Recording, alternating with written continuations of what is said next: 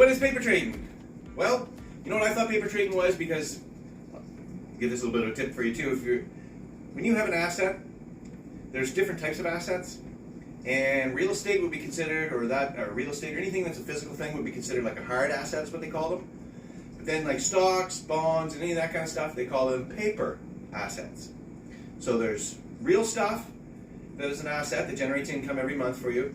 Then there's stuff that you don't hold in your hand necessarily, but are assets as well, and they call those paper assets. So when they talk about paper trading, I assumed it was just trading assets, but paper assets, right? No.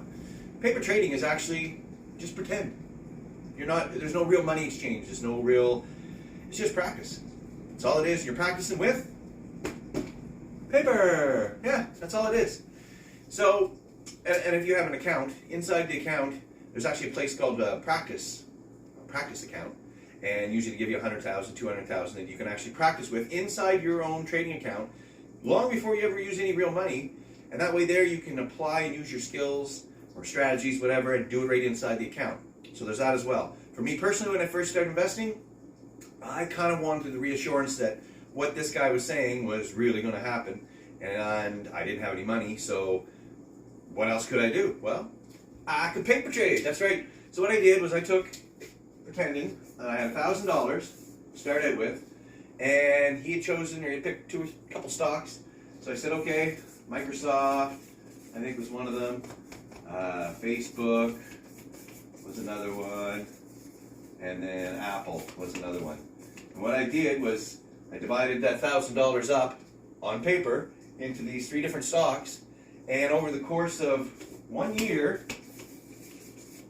because I had no money to invest with really, but I had a year, I had time ahead of me, so I wrote this down, and in a year's time, when I went back and looked at it again, I probably looked every 3 or 4 months really, but when I went back after the year and looked at it again, all these are up enough, probably like $200, 150, $200, something like that. So that told me that, okay, what this guy's saying is real, and I did that on paper, not with real money, but was able to do that on paper and see that, and that helped build the confidence to understand that, okay, this guy's real, what he's saying is real, and this stuff's true.